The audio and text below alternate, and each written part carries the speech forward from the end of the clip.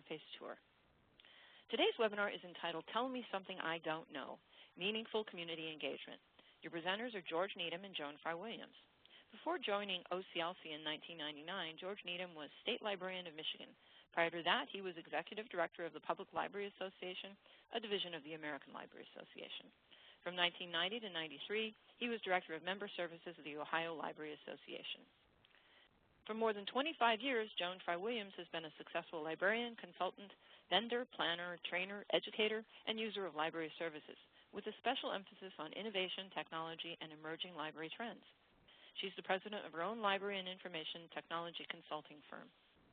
I'm now happy to introduce George and Joan.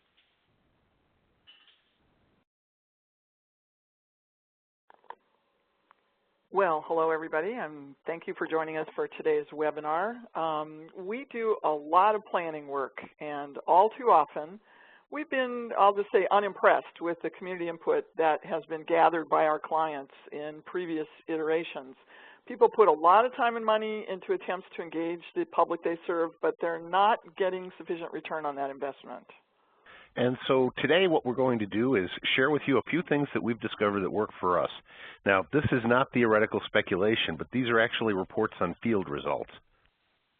And we want to be really clear at the start. Community focus is absolutely essential. You can't just say, oh, well, you know, if it's not going well, we won't do this. It is not okay to skip this. If you are spending other people's money on library service, you really owe it to them to be in touch with and to be accountable to your investors, your public, your faculty, your students, your principals, your shareholders. So, and please note, when we talk about them, we're not talking just about library users, library patrons.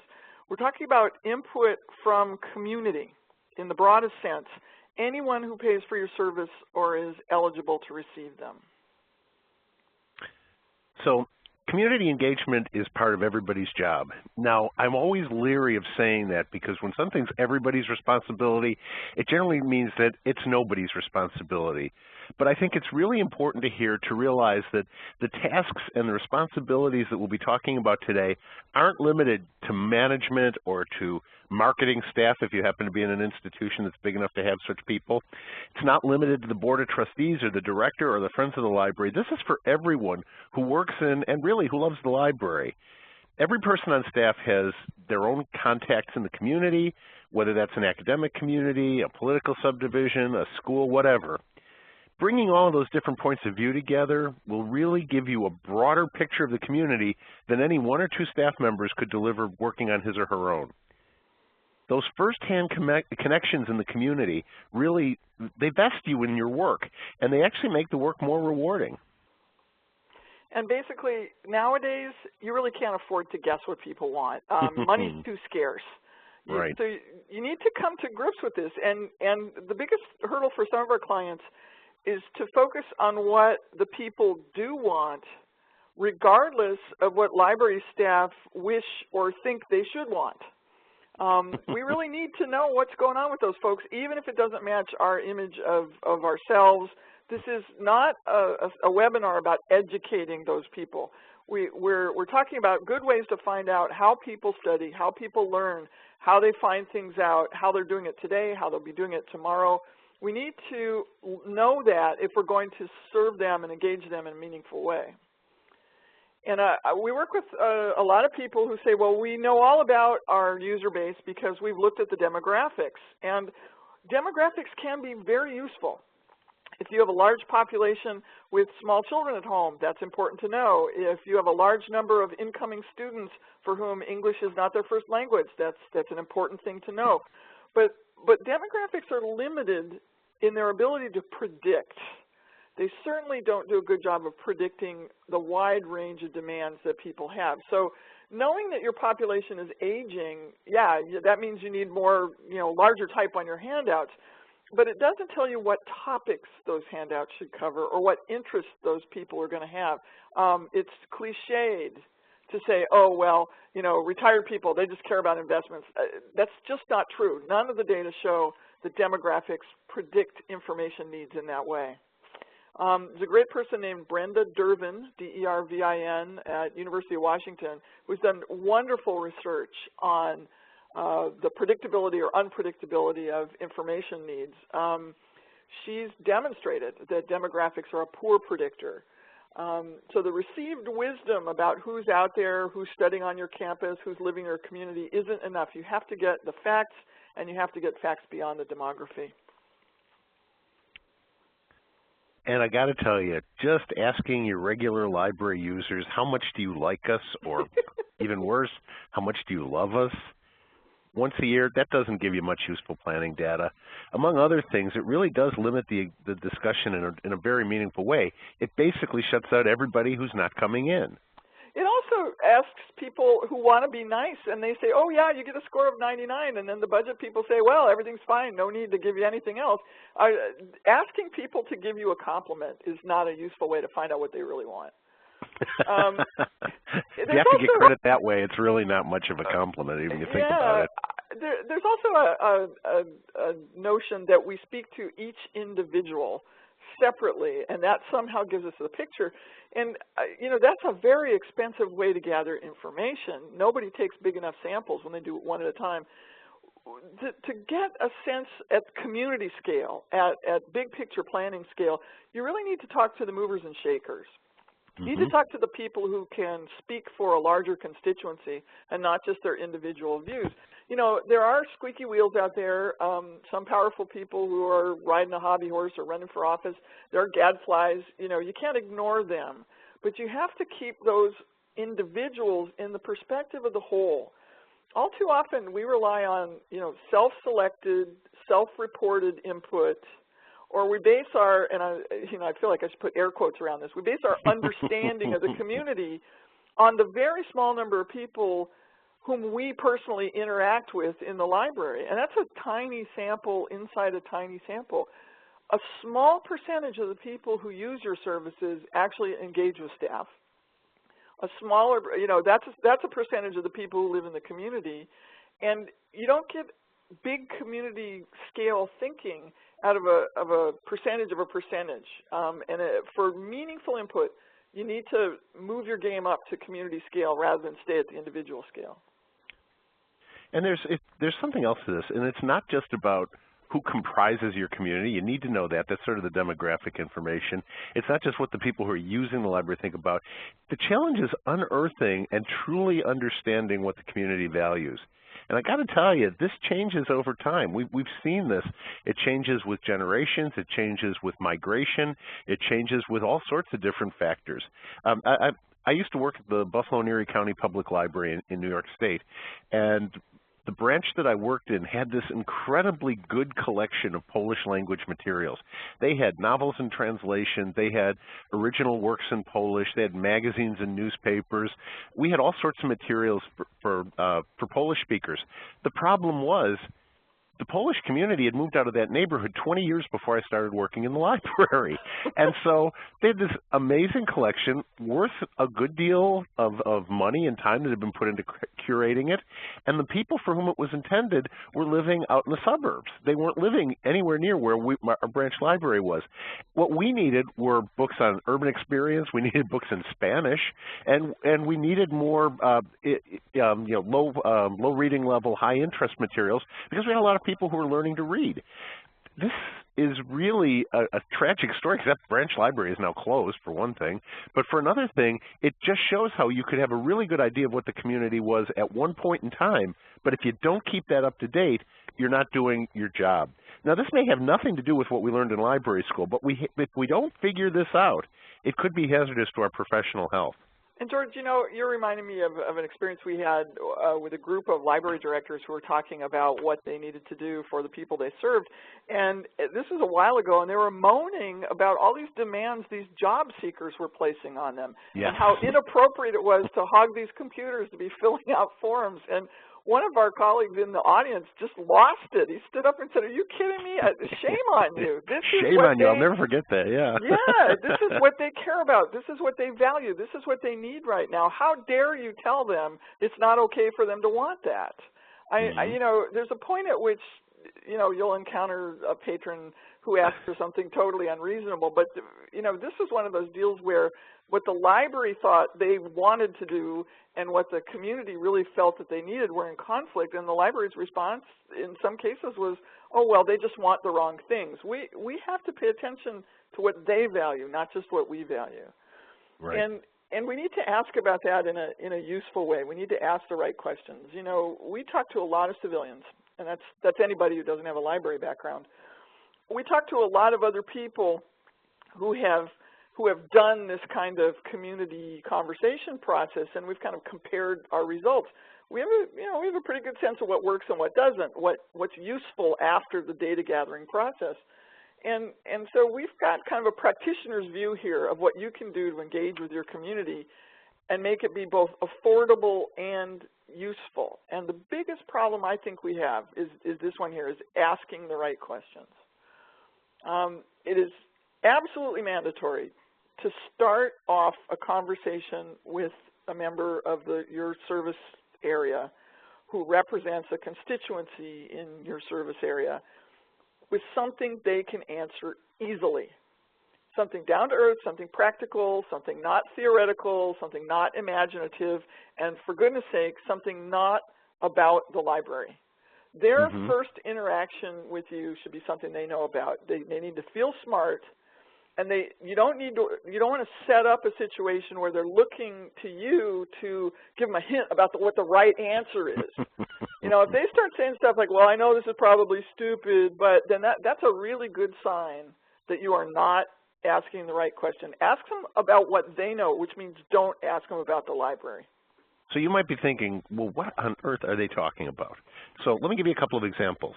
One of the questions we frequently ask when we're having conversations with community groups, with civilian groups is, what's great about living here? Or if we're working with a university library, the question might be, why do people choose to study or to teach or to do their research here?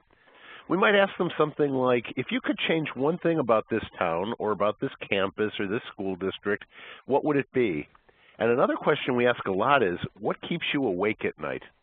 We're not trying to, create their horse, but we want to know what they're really worried about their communities.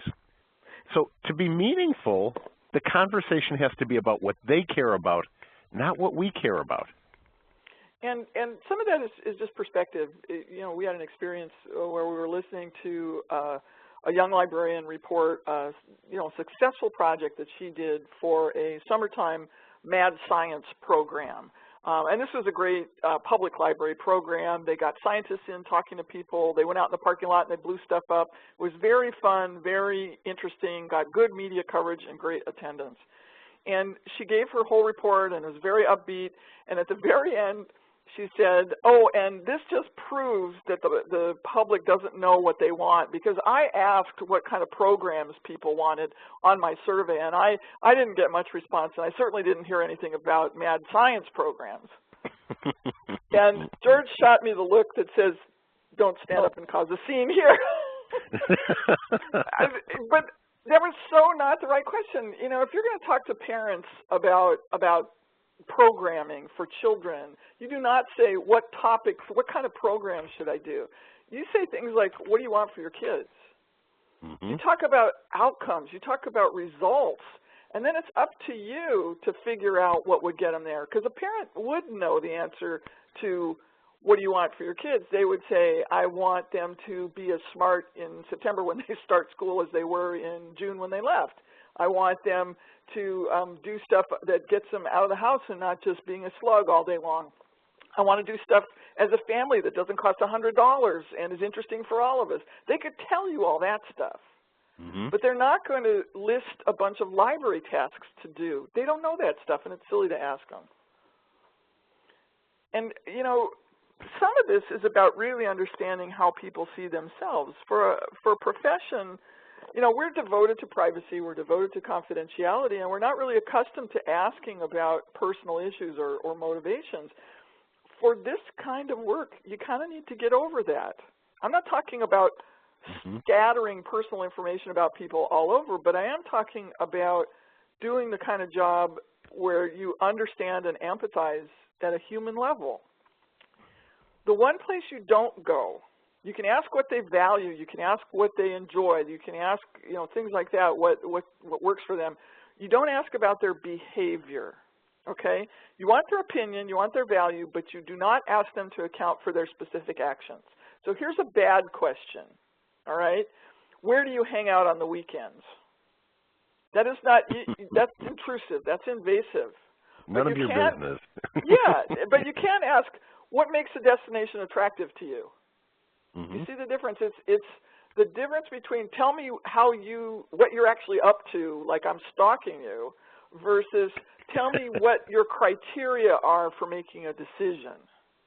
Those okay? roving Not gangs where do you go, but what makes a destination attractive. Then you're not being invasive, but you are helping understand how they see themselves. Those roving gangs of library stalkers, they're very they make you nervous. Well, you know, anyway. whenever we ask people to come up with questions, you know, when we're working on a workshop setting, the library folks always want to be very specific and very measurable and very, what were you doing last Saturday at 7 o'clock? that's not a community scale, and it's also not appropriate at a personal level. You can still get opinions without going there. Well, the trick here is you really have to listen. And that's tough sometimes, because what happens all too often is somebody will tell you, well, this is what makes a destination great. This is what I really love about going to In-N-Out Burger, or this is what I really love about going to Disneyland, or this is what I really love about Knott's Berry Farm. And you immediately, I shouldn't say you, but the reaction frequently is to point out, well, we don't have that kind of budget. We don't offer that sort of thing. We don't. The trick is to listen to what they're saying, and not spend a lot of time trying to correct their opinion or to point out the constraints that we have that whoever they're talking about doesn't have. This isn't a place to explain or justify how libraries work. This is about it's about getting their sense of what they value and what they care about, not about, quote unquote, educating those people. I have an example here. Jay Jordan, who is retiring shortly as the CEO and president of OCLC, went to Riyadh, Saudi Arabia, a few years ago to do a deal with the public library there. And the sheikhs who make up the board of trustees of the library there were sitting around a table as they were signing the contracts and having tea afterwards. And Jay was telling them about all the wonderful things that OCLC could do. Once you learn about this, and once you learn about that, and once you learn about how to do, and one of the sheikhs stopped him and said, Mr. Jordan, it is not our job to learn about OCLC. It's OCLC's job to learn about us. And I think if you put the word library in there instead of OCLC, you'd be right on the mark about what we need to be doing. We need to be learning about them, and you do that by listening, not by talking. Sometimes when we're planning or we're looking to make a change, we want to talk about the future with the people we serve. And I do this a lot. I'm a futurist. I'm not a psychic. I don't know exactly what's going to happen, but I do spend a lot of time looking ahead. You can ask people to look ahead, but the key is not to ask them to make things up, okay? And there are good ways to do that. One of the first ways to talk about the future is to look at analogies, okay? How could the library be more like XYZ? Let's say you're trying to update your library's website. And you say, okay, you're obviously a web user. What kind of websites do you think are really attractive? Or what makes a website make you want to keep going back to it? Okay? So they say, okay, I like this site, and this is the kind of criteria. And it's like, okay, how could the library be more like that? So they're talking about the future of the library, how you might change moving forward, but they're basing it in an analogy to something that's real now. Rather than, you know, making up Jetsons and flying cars and things. It is, you can do that with almost anything. If you're working on destination, ask them to think about destinations and why they choose a destination. How could the library be more like that? If you're looking at furniture or physical space, you can do it. If you're trying to upgrade your website, ask them to make an analogy. You know, there's another way to do this too, and that's to talk about their past experiences, especially their consumer experiences, things that have worked well for them in the past. A good example is you can ask them to think of a favorite place to shop. You don't have to ask them what it is. Just get an image of it in their own mind, okay? what do you like about shopping there? What is it that makes you want to go back, and what makes you want to drop a couple of bucks there whenever you do? Is it the friendly people? And as they start to talk about it, they'll talk about how it's always clean. It's open at the time that they want it to be open. They've got good restrooms. The clerks are always friendly. And you start to get the sense of what makes a good consumer experience for them. And it's based on what they've already experienced. They also, I don't think it's kosher to ask them, therapeutic questions. And how did that make you feel? However, we find that when we're talking to people this way, when they start to describe an experience, they often do tell you how they did feel. Right. You don't have to ask it. Pro and con. And we have that sometimes in the library. You can ask the question about analogy this way. How would the library experience, how can we change the library experience? And they'll tell you. They'll tell you what they don't like about an experience too. I felt like they were following me around, like they thought I was going to steal something, or they will tell you even if you don't ask. And here's something else that I think is really hard for people to wrap their brains around initially, but once you get this sorted out, it clarifies a lot. Asking community members about outcomes. How do they want to turn out? What results do they want to get? Not the pathway there, but what's the finish line here? What kind of outcome do you want? I want to get a job. I want my kids to be smart. I want to have something fun to read while I'm on vacation. How do you want this to turn out? That they can tell you, and they can talk about future outcomes very articulately. They don't have to. They can imagine how things turn out in the future, even if they can't imagine how we would get from here to there. So if you put the people you serve in charge of articulating the desired outcomes, and you look to management to articulate what sort of the library's principles are, what are our basic foundational values here, then the staff are the piece in between those two things. The staff are responsible for identifying and implementing the specific tools and techniques that will hold true to the values and deliver the outcomes. So you don't say to a member of your service population, do you think we should consolidate our desks? but you can say, talk to them about how they want things to turn out, and they say, I need this to be fast, in and out, or they can tell you how they want it to be as an experience. They can tell you what kind of outcome they want.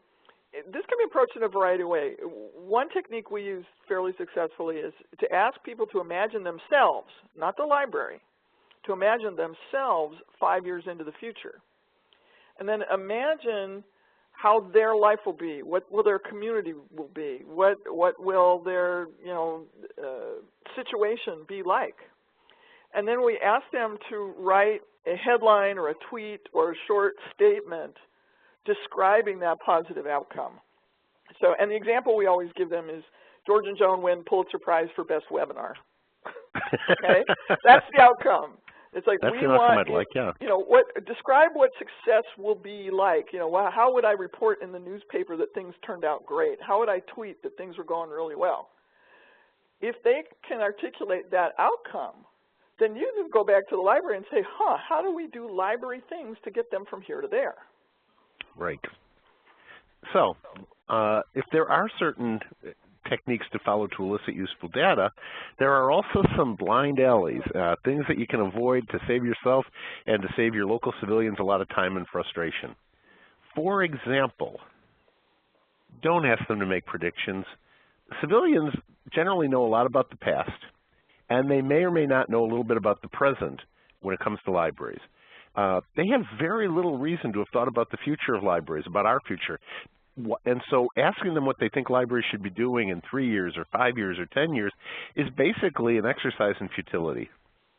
Yeah, I mean, basically, like we said, the future they spend time thinking about is their own future, what they, their families, their business, their field of study, what their deal is going to be like in the future. Mm-hmm.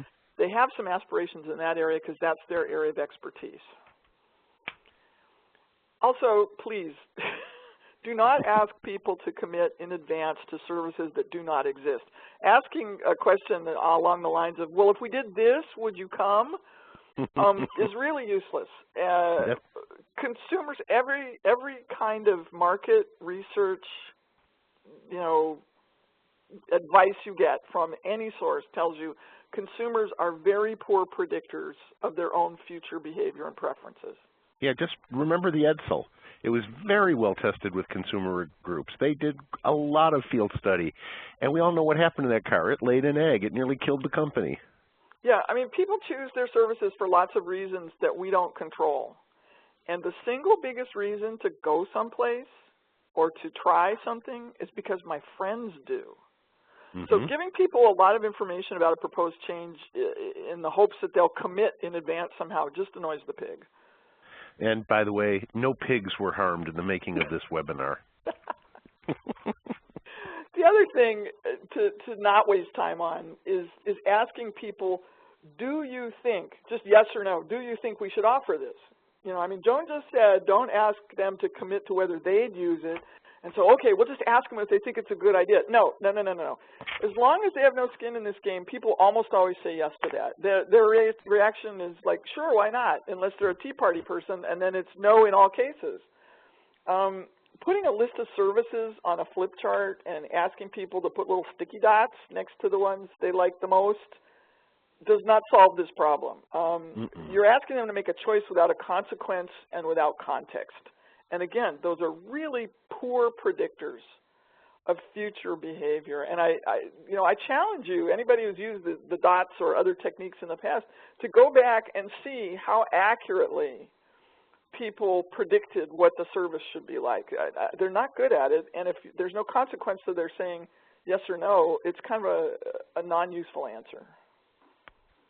Okay, so we spent the last few minutes railing against certain techniques for getting community input that really don't work. But what we'd like to do now is share some experience we have in seeking community input that might work. Some pointers about how to get the best results for the investment of time you're making, and also to get information on which you can act. And also, by the way, no heads of state were harmed in the making of this webinar. You're going to be harmed in a minute. Okay. We're going to talk about community meetings. There are specific things you can do to improve the quality of community meetings. For example, people do much better if they have a specific problem to work on. So describe what you need to accomplish. We're choosing a site for the new library. We're talking about convenient hours. We're, something concrete. And then you ask them to list with you criteria for the solution, okay? You say, all right, we are looking for a site for the library, and we need it to be at least one of these 4 sites. It needs to meet these criteria. Here is how we think you ought to be thinking about a site. Do you have criteria to tell us about how to choose a site? Okay, you get the criteria all done. So define the problem. First work on the criteria for a solution, and then talk about the solutions. You don't talk about the solution until the problem and the criteria have been discussed. Now, you could present some solutions on something like building siting. Usually there's some spaces under consideration. You could put those out there. Or you could ask them to try to come up with solutions that meet the criteria. But not just, oh, let's sit in a room and brainstorm a bunch of solutions. That's not very well focused. If you're working with a group, a community group, you really might be well served to discuss some ground rules, to limit the time that any speaker can have, to make sure when people do raise issues or questions that you make note of all of them, even if you're not going to address them if they're not at the appropriate time. Park them in a place where people can see they were heard. For larger groups, we really recommend a handheld microphone and a staff member or members who run with that to wherever the person who wants to speak is. We find more people do that than when they have to line up at a single stand mic. And if the staff member keeps hanging on to it, then they control both the sound quality and positioning of the mic and the length of the speaker's time, because they can take the mic away from them. Now, civilians attend open meetings for lots of reasons. Some of them have strong feelings to express. They're angry, they're worried, they're scared. Some of them really are interested in a particular proposal. The library citing is still an issue here. Some of them just like the library and feel like they're supporting you by turning out. Sometimes the library people tell them that it's important. They're trying to stack the house with friends. Sometimes they're gadflies. They're willing to attend anything that has a microphone attached to it, and usually you need to pick those out in advance. And probably last on their list of reasons is they just enjoy participation in civic life. So remember, if you have an open meeting, these people are selecting themselves. Think about what their needs are. Their single biggest need is to be heard. Make sure you note every comment and be sure you thank them for sharing it. If you're not going to do a face-to-face meeting, or if you want to supplement what you're doing in a face-to-face meeting, you can use social media very effectively in order to get information from a certain part of your public. And you want to do this by posing your question in non-library forums, not just in your own channels. Let me say that again. What you want to do is be involved in other people's discussions, not always try to drag people back to where you're holding your conversation. So if you can put these things out in other people's Google, Facebook, Twitter feeds and get the discussion going in other places, that's a very useful way of getting good feedback. You want to do regular updates if you're going to use social media. It's got to be at least every week. You got to keep the discussion going. You can't put something out there and just let it sit for weeks or months at a time. You need to set up some alerts to glean what's going on, what's actually happening there. Google alerts are great. You can also use YouTube searches, those sorts of things. And you also want to find out how people are talking about the library on your campus, in your community. Eavesdropping on social media and kibitzing when appropriate are great ways to get some unvarnished truth. So if you set up a Google alert with your library name and all the variations on it, you know, because it might be the public library, it might be the library, it might be, you know, the free library, whatever, and getting some different variations on that so that you get the feeds as people talk about it. You'll hear what's, or you won't hear, you'll read what's being said about you in these various social media. It's a great way to find out, and it's a great, you can also correct some erroneous information, but you can also get good input as you're trying to do your own planning. We also believe that interviews can be very effective, remembering, of course, that generally speaking, interviews, especially one-on-one, are time-consuming to do. So don't think you're getting a statistically valid sample unless you do a whole lot of them. We think they can be formal or informal. The informal ones, I think, yield as good or better data sometimes. We've joked in the library community about having elevator speeches. George and I have promoted for a long time that we think it would do us more good if we had elevator questions, a few basic questions that you could ask whenever you had a chance to talk to somebody about, you know, what was going on. There are some questions that were developed by Jamie LaRue at the Douglas County Library in Colorado that really captured our imagination and have worked well for us. And here they are. There are 3 questions, and then we added a 4th. The first question is, what's keeping you, or the you can be your constituents, your provost, you know, whoever, what's keeping you awake at night? Which gets people to talk about the concerns. The what do you wish you knew more about? This is fascinating. And what a great way for a library to know where it can add some value. You talk to somebody, especially a mover and shaker, what do you wish you knew more about? When Jamie's people did this in Colorado, they found there were common threads that lots of the people in the nonprofit sector had the same information needs. You know, it was like community reference. They all wish they knew more about, you know, fill in the blank. And so what do you wish you knew more about? And then the third question, the networking question, who else should we talk to? So use that viral social thing from one interview to maybe get you an interview with somebody else. And then we added another question. When somebody tells you what they're concerned about, we think it's useful to say, and what would indicate to you, what would tell you that progress is being made on that? So if they say, wow, I'm really, really concerned about, you know, I don't know, pick one, failure to graduate from high school or job market or something. Say, okay, what would indicate to you that that's turned around and that we're making progress and heading in the right direction again? You'll get a lot of great information in a very few questions. These, again, are all things people feel comfortable talking about. And if you're consistent in how you ask these questions, you see trends, you see threads. The challenge is to capture the comments without editorializing or reinterpreting them, just to listen to what they say and make note of it and then compare notes with other interviews. You know, I did a literacy campaign project some time ago, and we were trying to increase the number of people who were volunteering to be tutors and coming to the programs to be learners. And I had a large team of people doing interviews. And some of them followed my directions and wrote down what the interviewees actually said, and some of them translated them into what they meant, right? And we had, you know, basic literacy learners talking in library jargon. It's like, I don't think that's what that person really said. Well, that's really what he meant. He was referring to our program. He just didn't know the official title. You know, it's like, no. If you're going to interview, you have to take the raw material and use it as it comes, and not then, you know, throw that out and say, well, these are the words I would have put in their mouth if they had been explaining it properly. You know, you can't do that. You mean they really weren't talking about MARC records and well, you know, what they weren't DDC 25 or anything? They were never using the word literacy. That was the big discovery there. What people would say is, I needed help with my reading. And they talk about needing help. It was always my possessive, and then they would talk, I needed help with my reading, which is very different than I needed literacy program. And so the billboards at the end of that project said, get help with your reading, and it showed two people. The other thing everybody talked about was the companionship and the interaction of learner and tutor.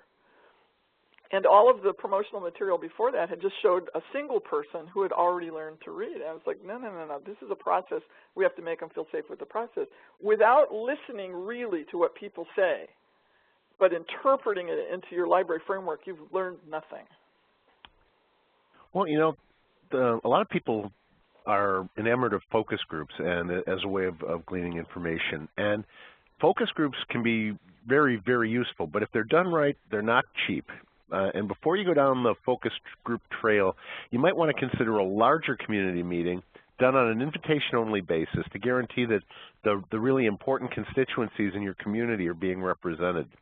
Now, you can use focus groups to get input from groups that may be reluctant to participate in a larger meeting. And, you know, there's lots of groups within a community that might apply to. People whose first language isn't English, teenagers, seniors. So there are sometimes people who just don't feel comfortable getting up and speaking in a large meeting. You can also use focus groups to solicit perceptions and views and a range of opinions when you're not trying to build consensus. So you get a diverse group of people together, and they give you different ideas and different points of view, and you don't have to try to build consensus in the focus group because you're just trying to glean their ideas. You're not trying to convince them. And you can also use that to probe some sort of an issue or a theme in depth. If you really want to get into the deeper understanding of why people have these opinions, focus groups are a good way to do that. You generally want to have 8 to 12 participants in a focus group. Any fewer than that and people feel like they're being singled out. Any more than that and everybody doesn't really get a chance to speak. And a time of between 1 and 2 hours is about the most you can get out of a focus group to really make it work and work well. So like I say, when they're done well, they can be very effective when they're done for the kind of specific purposes they work best for. And this is not freestyle brainstorming. It is very important to have an objective moderator, someone who clearly isn't judging participants at all, their appearance, or shows no emotional response when somebody makes a wrong or a challenging statement about the library. I recommend that you actually not have a library person be the moderator. It's useful to have an observer from the library, but that person's job is to be quiet and take notes and not to answer questions. They're not there as a resource, but as a recorder. In fact, if with the permission of your participants, it can be helpful to actually audio record the discussion for review afterward. A limited agenda, absolute maximum questions about 6. Fewer than that's good. If you're going to have several questions, you want the sequence to start with broad ones and get more specific as you go. Don't start specific and broaden out. And if you're worried about the money this costs, you're on a campus or have access to students in a marketing program, they may be a useful resource for making this kind of event work well. And now we come, last and least, to surveys.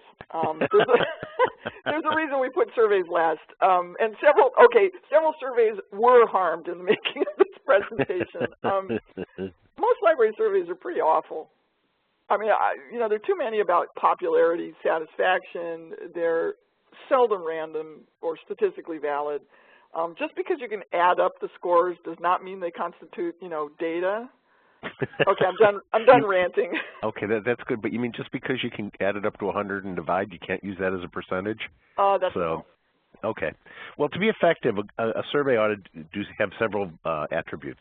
The first thing, it should be experiential rather than theoretical. In other words, it should ask them about what they've actually done, not what they think should be happening or what they think should be done, things like that. And it should be given as close to the experience as possible, not later. An exit survey about what you did today in the library, that's cool. An exit or a survey that gets mailed out days or weeks later, not so useful. Also, if you're going to offer a Likert scale like you see up there on the screen, have an even number of choices, because all too often people will fall to that middle range. If you go 1 to 5, they'll fall to 3. If you go 1, 2, 3, 4, then you can always say 1 and 2 are on the one side, 3 and 4 are on the other, and you've got a clear delineation. But without these safeguards and without making sure that you really are representing more than just the selected few that you've put into this, don't kid yourself that this is anything but just kind of indicative of your community thoughts. Yeah, you may end up with a whole lot of, quote, data, but no actual information. Okay, so when anybody has talked to you about anything in this kind of a process, no matter what format you're using, when you've received input from a member of your service community, please be sure to thank them. But don't thank them for their time, because that reminds them that you've taken up their time. Thank them for their service. This is especially true and especially effective if you're working with elected officials or community movers and shakers or people who have a lot of public demands on their time. If they begin to think that their conversation with you has been about service, then they begin to think that you actually value their input in a different way. It's funny what just that one word change does to their perception of your conversation. And then, after you have all this input, what do you do? Unless you actually do the massive, statistically valid, professionally neutral data collection, which we don't think is within reach for very many libraries, your approach to analyzing the input you get is probably going to be much more subjective than mathematical. Now, if you want the very rigorous kind of data collection, I would recommend that you contract for that and not try to do it yourself. I see a comment here that says, I don't recommend surveys. No, we recommend surveys. Just don't believe that you add them up and get data. What you get are indications or trends or areas to explore. I certainly wouldn't recommend a survey that was only given to people who self-selected. If you're going to try to, add the data up, then you need a very big sample, and you need, a random pool and not just people who volunteer. Something like a pop-up survey about their recent web experience, if they just used the service. The example we showed on the slide that said, would you work with this staff member again? Yes, no. Give me an opinion about something that just happened. Mm-hmm. Yeah, that's effective. But a long list of questions that you mail out once a year and you don't do a statistically valid job on, no, it isn't actually. Right. And I think the other thing is, if you use the surveys to ask open-ended questions that get to some description of things that are happening, instead of just thinking you're going to get numbers, I think you can use them very effectively that way. I know when we do surveying here, reactions to meetings and things, we get a lot more out of the comments that people write in than we do out of, on a scale of 1 to 4, how useful was this meeting, or how much did you like the hotel, or things like that. We get a lot more out of the written comments that people make. Yeah, and so surveys, again, they have a use, but it's a small use. And if you want design data, planning data, opinion data, check the box isn't your best go-to method. And, yes, there have been good surveys. Yes, they've been beautifully crafted, but they are by far the minority in the library world. What we see is mostly pretty pointless. So let me put it this way. I recommend surveys if you actually do some research on effective survey methodology and you link them closely to the experience that you're asking people to comment on, and you seek their personal knowledge, not opinions about the library. With those provisos, yeah, maybe you get something good. But overall community engagement is just not a matter of counting up the scores and dividing by some number of responses. It's in the kinds of things libraries are trying to find out, which is how to position their services and that sort of stuff. That's more art than science. Definitely. And you have to realize, and we'll say this right up front, not every single piece of information you're going to collect is going to be equally valuable. It may not be valuable at all. This kind of input is like a gift from your in-laws. You have to accept it graciously, but you don't have to use it. Here's what we Why do people think you're the nice one? I don't know. It's just the way I'm scripted, I guess. So actually, though, if you I turned the page too quickly. Here is how you can make it useful. First, the most important thing to look for are the common threads that connect different people in different circumstances. We need to honor diversity and then think in terms of inclusion. So an 18-year-old who's looking for a job has more in common with a 50-year-old who's looking for a job than she does with another 18-year-old who's only looking for some new music or for some new website to experience. We need to, if we're going to build community, we have to be careful not to perpetuate.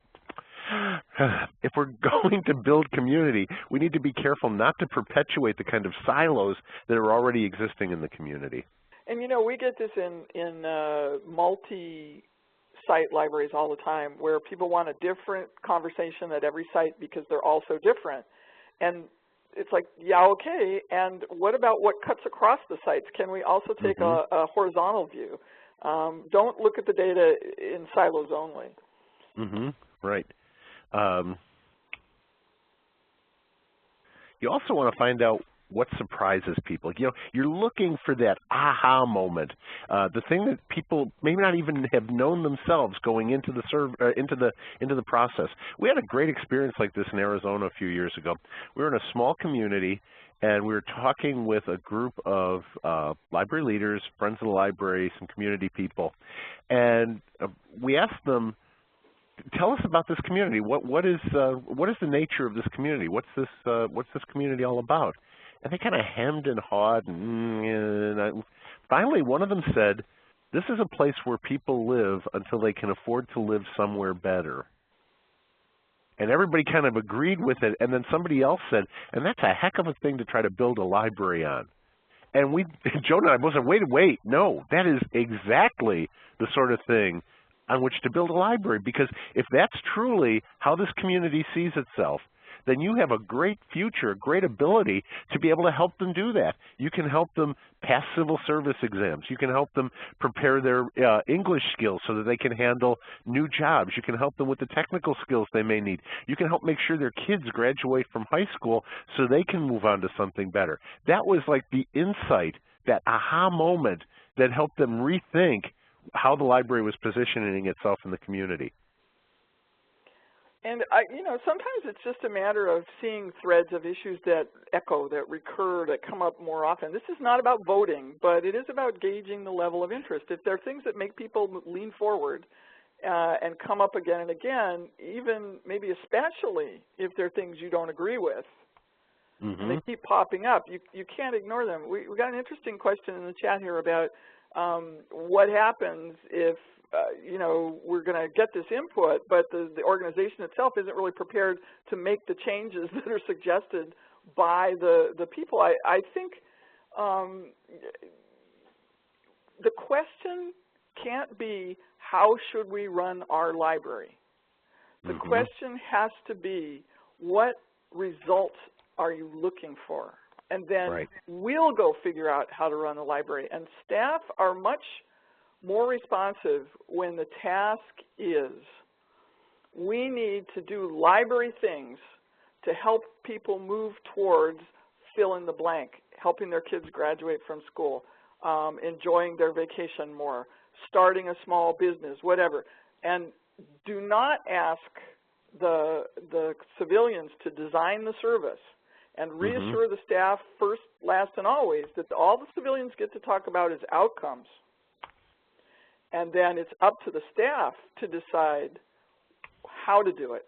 I have to say this, and it's not really about communication per se, but it affects it. The Public Library Association's Planning for Results process breaks that rule. It goes out to civilians and says, look at all these different ways of running a library and tell me which ones you like. And then when the public votes for the ones that they like, and the staff say, but that's not the ones we like, then no change happens. And it's because it's the wrong question. It's because you're asking civilians to design a library response. Don't talk to them about the response. Talk to them about the results. And when staff feel that they have choices then about the response that will be made to deliver those results, they're much more receptive, because then they're using their ingenuity and they're controlling a little more of their environment. Now, if the entire community says, our top priority is great results for our children, and your staff says, no, I'm sorry, I only do adult services, you have a different kind of problem. But the first step is to make sure that staff feel like people who don't know as much as they do are trying to change their job for them. You have to keep the civilians on where their expertise is and not let them muck around with what the library service response should be. This is something else that comes up, and again, we see this used as an excuse sometimes to ignore community input, is that the community gets things wrong. Boy, do they ever. They just really don't know. And sometimes they get big stuff wrong. Sometimes, you know, for sure, I would bet money that most of the civilians you talk to don't actually know what you're currently doing in your library.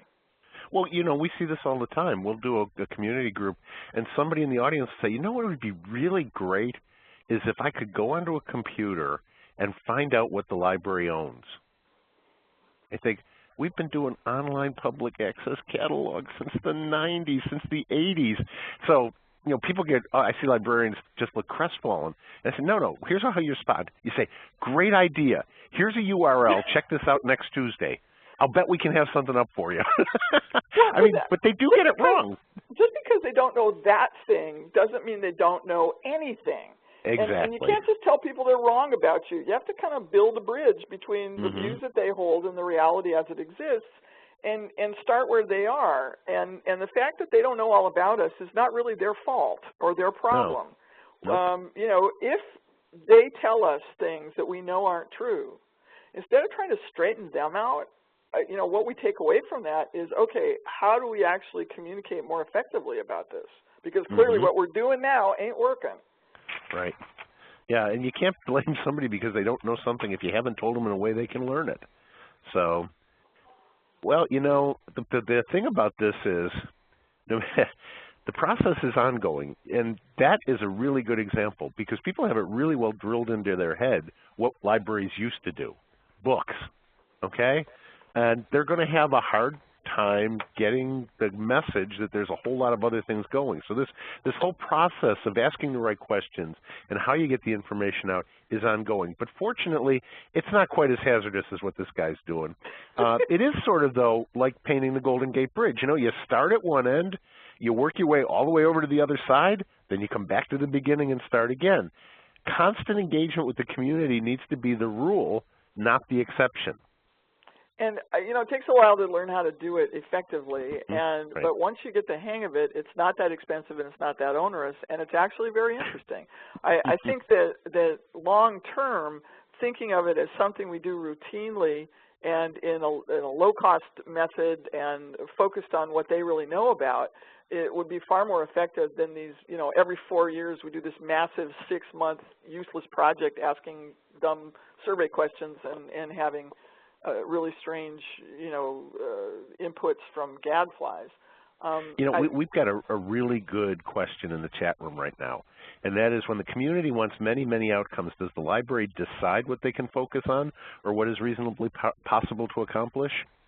Well, one of the things we do is we task the community with narrowing those down. If we're getting lots and lots and lots of outcomes, we tend to put people to work in small groups and say, okay, you know, you work with these 6 other community representatives, and it's clear, you know, everybody does, it's not all things for all people. So talk amongst yourselves. Can you reach consensus? And we ask them to do some of the hard work, not by voting with sticky dots, but by having a conversation that says, okay, then the work of this group of 6 or 8 or 10 or however many were at the table is, all right, these are the ones, of all the ones we had here, these are the ones we all agree are important. Well, and I think you know, go ahead. Another part to this, too, is we've never been in a situation, I don't think, where as the discussion has gone on in a community visioning workshop, a community conversation, where it hasn't pretty quickly narrowed down to a few key things. They're not the same in all cities, they're not the same in all places, but it does come down to a few things. You know, if we're working with a university, they're looking at student outcomes, they're looking at retention, they're looking at research capabilities. If we're working with a public library, they're frequently worried about student success. They're worried about stuff for seniors. And right now it's workforce development. Yeah. Workforce development. Where it gets, when they have many, many demands, is when we start turning the conversation to the techniques instead of the outcomes. They want to have this kind of video, or they want to have this kind of hours, or they want to have this kind of whatever. And if you can keep the discussion at the outcome level instead of at the principles level, I'm sorry, instead of at the technique level, then you get away from that thing where we've got 450 different things, each getting one sticky dot. But you've also made another case for conversation as opposed to survey. Right, because exactly. When you've had a conversation, you can look to consensus and you can put them to work on consensus. If you just send out a survey and have people check boxes on a long list of items, then you tend to get a laundry list back. And you can't actually process that in any useful way. You know, it's not a science, it's an art. But I don't want to just say, well, trust us, but we've spent a lot of our time doing this. and most groups, you know, by the end of the day, in all the different ways we engage them, and sometimes we use all of these techniques with a single project, 6 or so, you know, 3 to 8 big deal outcomes will bubble to the top. And they're not the same everywhere. You know, I'm surprised sometimes when some are or aren't on the list, but it is not a huge laundry list. If you're getting a huge laundry list, again, you're probably asking technique questions, and you're probably asking at far too granular a level, and you're probably asking a technique that doesn't lend itself to consensus building. Well, thank you very much, Joan. And George, thank you very much. And I think we should thank our tech folks who make this possible, Chuck and Eileen O'Shea, and Stanley Strauss, who give us great support on the InfoPeople side. Thank you all very much. And now I'll turn it back to Eileen for the wrap-up. Thank you, George and Joan, for an intriguing webinar once again. As a reminder, this will be archived and available on the InfoPeople website later today, and we do ask you to please complete the survey as you exit today, because we really do appreciate your feedback. So thanks again, and we will see you at our next webinar.